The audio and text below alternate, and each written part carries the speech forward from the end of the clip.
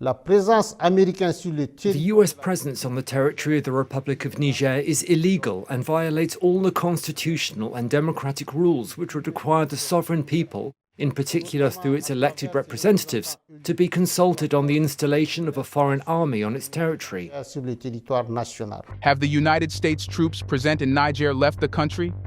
Well, just a month ago, the Niger's junta had ordered the United States to call its troops back. Not only that, but it ended all military cooperation with the United States in response to the sanctions that the United States put. But guess what? Instead of calling the troops back, the US sent a high-profile delegation to Niger. The goal was to somehow manipulate the Niger's junta leader to allow the troops to stay in the country. Everyone believed Niger would give up and allow the US troops to stay. However, what the junta leaders did surprised everyone. Without caring for the high-profile delegation sent by the Pentagon, junta leaders showed the US its true place if it won't respect Niger's sovereignty. So, what was said, and what will happen next? When it comes to choosing diplomatic, strategic and military partners, the government of Niger regrets the willingness of the American delegation to deny the sovereign people of Niger the right to choose its partners and the types of partnerships likely to help it to truly fight terrorism. Let's know about that in this video. Before we explain how Niger has responded with firm hands with the United States, it is better to know the context. So, what did Niger do with the United States earlier? Well, Niger announced its decision to terminate its military cooperation agreement with the United States, demanding the withdrawal of 1,000 American Armed Forces personnel from the country. But this was not the only thing. Yet, this action disrupted the United States regional strategy following discussions between Niger's military junta and a delegation from Washington, which included General Michael E. Langley, the top U.S. commander for Africa. The decision aligns with a recent trend among countries in the Sahel region, south of the Sahara, to cut ties with Western nations and increasingly seek partnerships with Russia. During the meetings, American officials raised concerns about various issues, including the potential for Niger's military government to strike a deal with Iran for access to Niger's extensive uranium reserves, a matter previously reported by the Wall Street Journal. Niger's rejection of military relations with the United States comes after the withdrawal of French troops from the country. France, the former colonial power, has led foreign counter-terrorism efforts against jihadist groups in West Africa for the past decade, but has faced growing scrutiny in the region. Niger's military spokesman, Kolar Amadou Abdrahmane, declared on national television that the American presence in the country was unlawful and contravened constitutional and democratic principles. He emphasized that the sovereign people, through their elected officials, should be consulted regarding the presence of a foreign military on their soil. Matthew Miller, the chief State Department spokesman, acknowledged the statement from Niger's military junta, known as the National Council for the Safeguard of the Homeland, CNSP, noting that discussions at senior levels in Niamey had raised concerns about the CNSP's direction. You should know that many of the American personnel in Niger are stationed at U.S. Air Base 201, a $110 million installation in the country's desert north. However, since the military coup last July that ousted President Mohamed Bazoum and installed the junta, the troops there have been inactive, with most of their drones grounded. To make matters worse, the United States suspended security operations and development aid to Niger. According to a senior U.S. military official, there have been no immediate changes to the status of approximately 1,000 American military personnel stationed in Niger. The Pentagon continues surveillance drone flights from Airbase 201 to protect U.S. troops and alert Nigerian authorities of potential terrorist threats. And this has angered the Niger's military junta. Despite the orders to leave, the U.S. troops' presence has created a sensitive confrontation. Despite months of efforts to prevent a formal rupture in relations with Niger's junta, American officials have encountered challenges. Kathleen Fitzgibbon, the new U.S. ambassador to Niger, has engaged in regular discussions with the junta since taking office. During a visit to Niger in December, Molly Fee, Assistant Secretary of State for African Affairs, expressed the United States' intention to resume security and development cooperation with Niger while advocating for a swift transition to civilian rule and the release of Mr. Bazoum. However, if the talks failed, the Pentagon has been preparing for worst-case scenarios. Discussions have been ongoing about establishing new drone bases with several coastal West African countries as backups to the landlocked base in Niger. J. Peter Pham, a former special U.S. envoy to the Sahel, suggests that Washington will need to evaluate how Niger implements its new approach. But how did the U.S. try to handle the situation? Well, first, the United States tried not to consider it a problem at all. During a congressional hearing, a senior Pentagon official provided an update to lawmakers regarding the U.S. military presence in Niger. Celeste Wallander, serving as the Assistant Secretary of Defense for International Security Affairs, testified before the House Armed Services Committee, indicating that Niger's ruling military council, known as the CNSP, has not yet formally requested the departure of American troops. Wallander clarified that although the CNSP has declared the status of the forces agreement, which outlines the terms of the U.S. military presence in a country, as null and void, they have reassured the United States of the safety of American troops.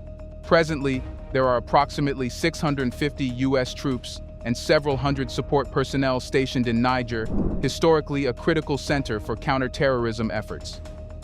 Despite the uncertainty surrounding the presence of U.S. troops in Niger, the Pentagon is actively exploring alternative approaches to conduct operations against violent extremist groups in the region. Sabrina Singh, the Deputy Press Secretary at the Pentagon, mentioned that U.S. personnel in Niger have mostly consolidated to a single base and continue to oversee drone operations, albeit with a focus on force protection. Then, when the United States came to know that Niger was in no mood to back down, it decided to send its delegation that would persuade the military leaders. A high-level delegation from the United States recently wrapped up a 3-day visit to Niger. The purpose of the visit was to reconnect with the Junta, which had ousted the country's elected president and moved closer to Russia. Even though they didn't meet with Tiani as intended, the delegation did engage with various Nigerian officials, including Prime Minister Ali Mohammed Lamine Zaine, before departing Niamey on Thursday, according to information from a diplomatic source. Leading the delegation was Assistant Secretary of State for African Affairs Mali Fee. Initially planned for 2 days, the visit was extended by a day, as revealed by a source within the Nigerian government. General Michael Langley, the commander of U.S. Africa Command, was also part of the delegation. Despite the political turmoil and the coup that removed President Mohamed Bazoum, the United States still has around 1,000 troops stationed in Niger, primarily at a desert drone base constructed at a cost of $100 million. Yes, despite the orders, the U.S. troops did not leave the country. However, movement has been restricted since the coup, and Washington has scaled back its assistance to the government.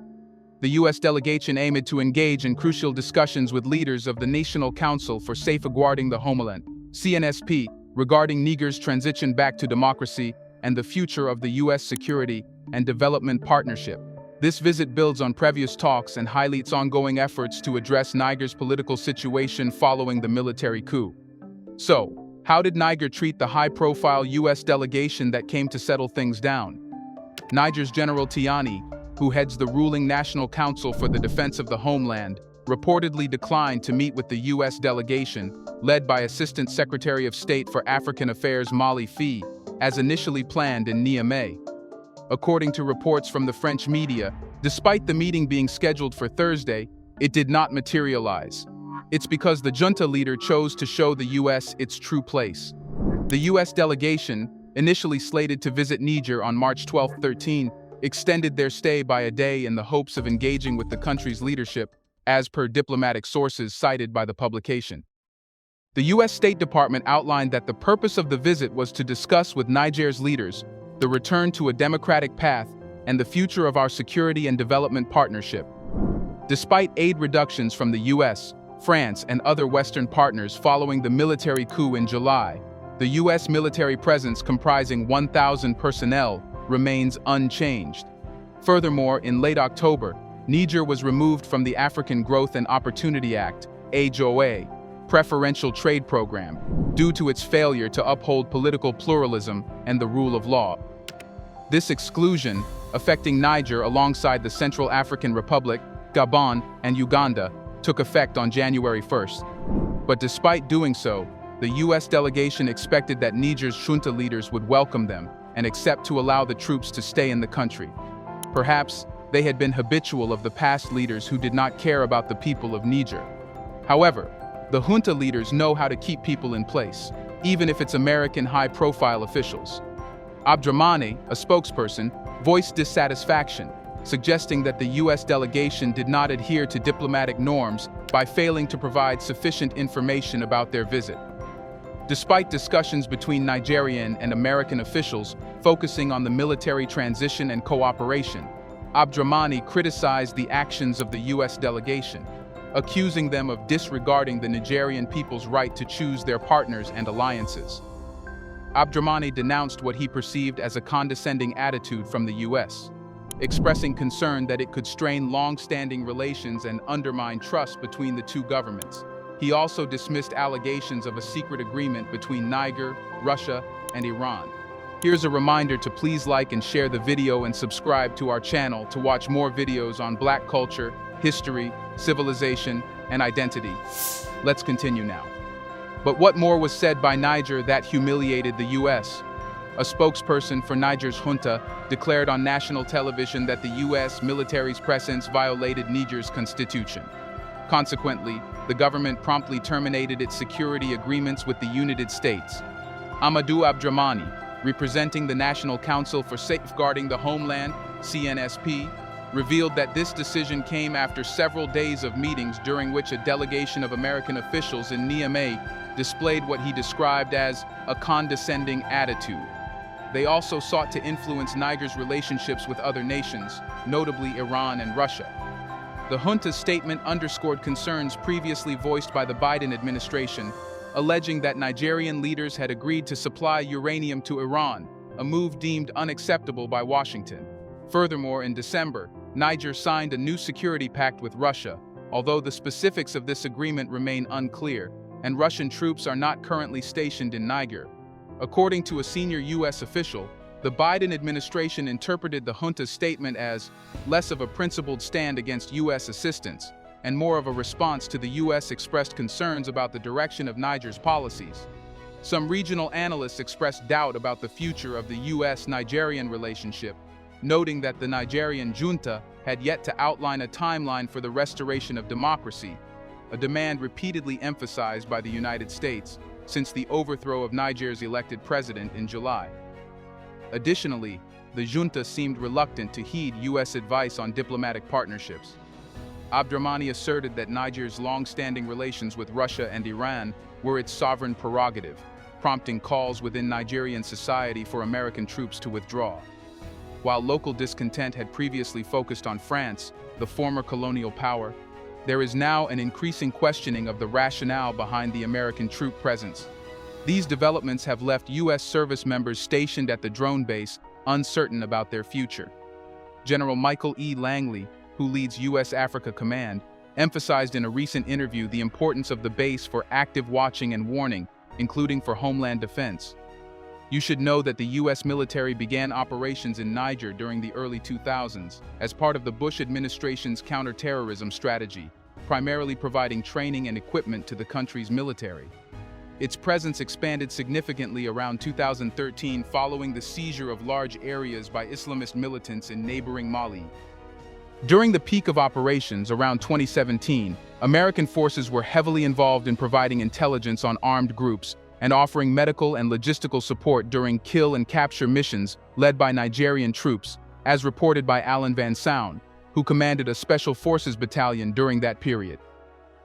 Van Soun emphasized that all operations were carried out at the request of the Nigerian military and with approval from the U.S. Embassy in Niger, distinguishing this mission from those in Iraq or Afghanistan, where the U.S. military had more autonomy. Following military coups in Mali and Burkina Faso in 2021 and 2022, respectively, junta governments have called for the departure of French troops and welcomed Russian fighters. This shift in alliances has heightened the significance of Niger as a security partner for Western nations. Last summer, when Nigerian military officers ousted democratically elected President Mohamed Bazoum, it reverberated through Paris and Washington. France advocated for a military intervention to reinstall Bazoum to power, while the United States opposed the idea. In the aftermath of these events, the Junta government in Niger publicly demanded the withdrawal of French troops by the end of 2023. The majority of U.S. security cooperation was suspended, with operations limited to force protection and providing warnings to Nigerian officials about potential militant threats. As of now, the situation in Niger remains uncertain, according to 6 senior U.S. officials who requested anonymity due to the sensitivity of the issue. Despite the public statement, the Nigerian government has not provided the private technical communications necessary to compel the U.S. presence to leave the country. So, after embarrassment, what option the United States is left with? Well, even if the delegation was humiliated, the U.S. is trying hard to somehow manipulate or persuade Niger's military junta to let U.S. troops stay. That's because troops' presence and the military airbase are exceptionally important for the United States to have an influence in the region. However, that's not possible when the United States wants to be hostile toward Niger's junta, but requests it when it's about U.S. troops' presence. Perhaps the policymakers in the United States do not think hard before making statements. When the United States recognized the coup in Niger and ended all aid, it was a declaration of the end of relationships. Therefore, expectations that Niger's junta would allow the U.S. troops to stay in Niger is ridiculous. Currently, Washington is in discussions with the Nigerian junta regarding the possibility of maintaining a reduced troop presence. But that's out of option as the junta has decided to show the United States its true power this time.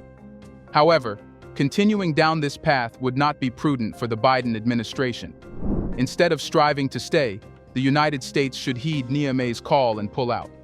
Some experts believe that the U.S. interests in Niger are minimal, and the costs of keeping U.S. troops there are rising under the current regime. It's because after the junta came to power, Niger is no longer a country that would accept compromise on its sovereignty. Even if U.S. troops stayed, they would be kept in check, unlike before when they acted as they wished. By revoking military cooperation with Washington, Niger has provided the United States with an opportunity to reassess its policy commitments in West Africa. The Biden administration must seize this chance and initiate the withdrawal of forces from Niger. There are several reasons supporting the decision to decrease troop presence in Niger. Firstly, the U.S. has limited strategic interest in the country. When U.S. forces were deployed to Niger in 2013, their main goal was to combat terrorist organizations linked to Al-Qaeda and later ISIS. However, these groups do not directly threaten the United States or its allies. Their focus is primarily regional rather than global. Therefore, the current level of U.S. forces deployed in Niger outweighs the threat. Additionally, despite a decade of U.S. support for counterterrorism operations in Niger and the wider West African region, the effectiveness of U.S. policy is questionable. Instead of declining, attacks by local terrorist groups have increased across the region since the arrival of U.S. troops. In 2023, the Sahel region accounted for the highest percentage of global terrorism deaths, indicating the inadequacy of current strategies. Furthermore, the presence of U.S. troops in Niger does not effectively counter Russian influence in West Africa. Despite concerns about Russian intervention, the introduction of Russian-backed forces, such as Wagner mercenaries, coincided with the presence of U.S. troops. This raises doubts about the effectiveness of U.S. troop presence in deterring Russian influence in the region. Lastly, the costs associated with maintaining U.S. troops in Niger have risen to unsustainable levels. With French, European, and Canadian support forces withdrawing from the region, U.S. forces are increasingly isolated and vulnerable. Operating in a deteriorating security environment, U.S. troops in Niger are primarily focused on force protection rather than combating terrorism. The risks associated with maintaining U.S. forces in Niger outweigh any potential benefits, especially considering the heightened anti-American sentiment propagated by the Nigerian regime. Therefore, it's a natural opportunity for the U.S. to save its face and leave Niger, avoiding embarrassment. What do you think? Did the Niger's junta leader do the right thing by embarrassing the U.S. delegation? Isn't it true that Niger is becoming the only country standing against the United States and its wishes to do whatever it wants with any country?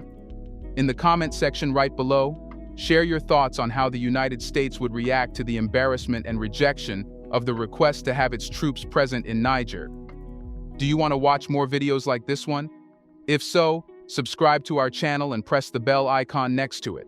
We have decided to bring videos on something nobody talks about: the Black culture, civilization, history, and evidence about how glorious Blacks have been.